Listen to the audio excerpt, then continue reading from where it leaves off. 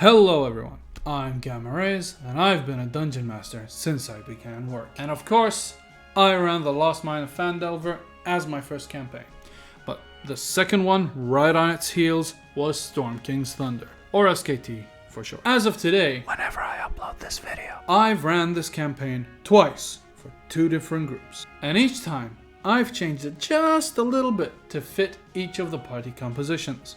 As such, I've managed to come to the conclusion on what works and what doesn't. And so, without further ado, let's get into this. First things first, do not, at any cost, run Nightstar. This beginning adventure from levels 1 to 5 leads to absolutely nothing. So you either start with a homebrew or the Lost Mines of Phandelver, which is what I found easiest, if I'm gonna be brutally honest. And if you go with the latter, all you need to give your players is a letter from Darathra Shendra, the Lord Protector of Tribor, which would say something along the lines of, "Giants have been acting up around the region. We don't know why, but we do need help urgently. Lord Sildar Hallwinter, send me someone who's competent. I implore you." And by now, the players should be in Sildar's high regards, and as such, he sends them on their way. Don't bring Zephyros in at this point in time, while they're traveling to Tribor. They don't need him, and you can use this point in time to ramp up the giant threat. A lost giant here, a battleground of dead knights there, some fire elementals, some fire salamanders, Azirs, you know, creatures from the fire plane, and all that jazz, attempting to foreshadow what's coming next. Fire giants! The attack on Tribor from the fire giants comes in, and if you don't feel like using goblins and orcs because you use them in every single campaign you've ever run as a DM, you can change it up, use an army from the aforementioned creatures of the fire plane. Add some methods, smoke, magma, you know, the fire kind. Do not run Chapter 3 for the love of all that is holy and sacred. Just send them on their way to Yartar. Run Kraken's Gamble. Foreshadow the Kraken Society. Reward them with a giant slaying weapon. And that's it. That's it. That's all you have to do. That's all. I swear. Wizards of the Coast. That's all that needed to be written. Nothing else needed to be written. Nothing. Not anything else in Chapter 3. Nothing else needed to be written. It'll waste your time. The players want to go after giants. They want to fight giants. They want to know what's going on. And at this point in the story, they don't know jack about what's going on. Okay? Run Kraken's Gamble. It is on the DM's Guild. I'll have a link to it down below that you can check out when you finish this video. Foreshadow the Kraken Society, as there is no other place in this whole book. This whole goddamn book does not foreshadow the Kraken Society whatsoever. It comes out of the blue. Reward them with a giant slaying weapon.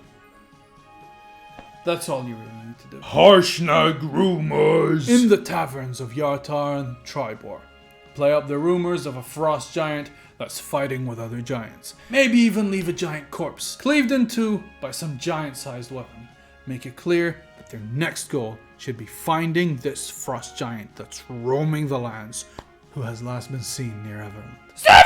You can bring him in as they leave Yartar, because he'll ask them where they want to go, and they'll say, "We want to go to Everland," and then he takes them to Everland. Not what it specifies in the book. Don't do what it specifies in the book. That's no.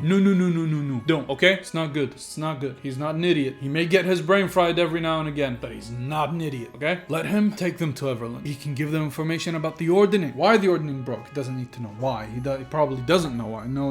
Probably no giant knows why. But he can give them information about the Ordning nonetheless. And please, change the cultists that visit him.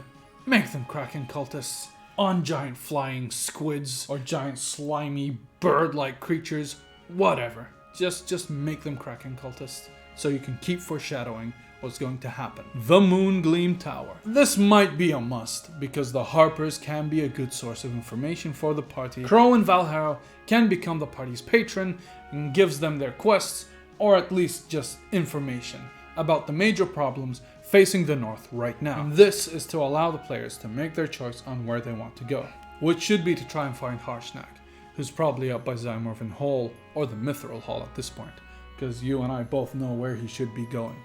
Harshnag, the most loved NPC by both parties that I've run. by far. And with good reason. You can do a lot with this guy. He's a unique NPC that is only met in this adventure, as far as I know. As long as you play him right, your players will remember him for all eternity. He leads the players to the Eye of the Allfather, and he also should have some knowledge of the Storm King, or at least what the Frost Giants are up to. Just keep that in mind. Eye of the Allfather. Don't let them out on a quest to find relics. It just dampens the whole mood. Let them in, ask their questions, and leave. That's all they really need. It's an amazing location with a little bit of customization. You can do wonders with it, honestly. Don't mention Blagothkus, you know, Aegoron's father, the dead cloud giant who's gonna turn into a ghost and then derail the whole campaign. If he talks about his goddamn father, don't do that. Okay, don't mention it. Imrith bomb rushes the hell out of Harshnag. Make her ruthless, make her cold, and make her words sting. Giant strongholds. You can run these as is, except for some very important changes. If you made the fire giant army elementals instead of goblins and orcs, then you need to change the population of the dungeon itself from goblins and orcs to different kinds of elementals. You can keep the Akfo. You know, they're an interesting race.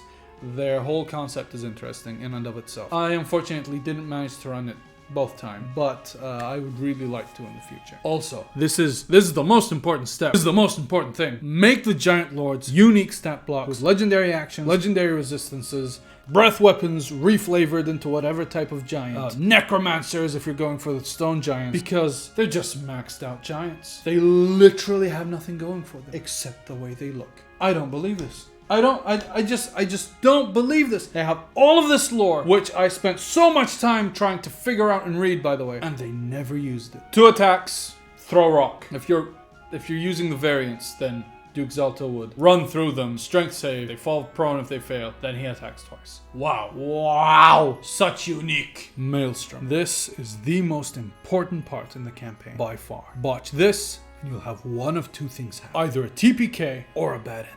In my case, I made a specific scenario that takes heavily from the one in the book, but it's modified to make it a little more impactful, interesting, and so as to not let the TPK happen. As Zone of Truth has flushed out every single mystery that remains at this point, the players know what the Golden Goose coin is and can directly go to the Grand Dame because you, as a smart DM, opened DM's Guild, which you'll find the link to down below, and bought the Kraken's Gamble and ran it. Now your players remember the Golden Goose coin that is on the Grand Dame, and so they can go directly to it and attempt to find King Hecatan. Soon enough, they do, and you can follow the book to a T at this point. Last but not least, the battle against Imrith. It can be run by the book if you want her to get mauled by the PCs and the Storm Giants. It's such an overwhelming force against one ancient blue dragon, then it's not even funny. Serious. Buff Imrith, have both of her children be present,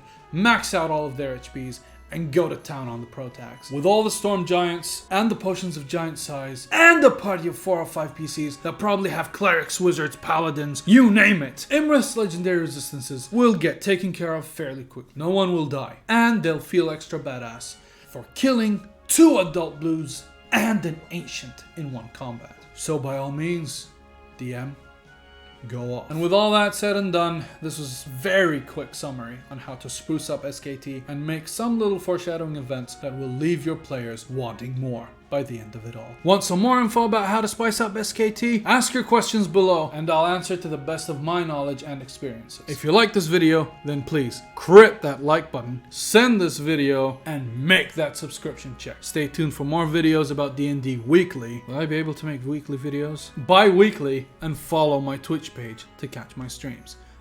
This is Gamma Rays, over and out.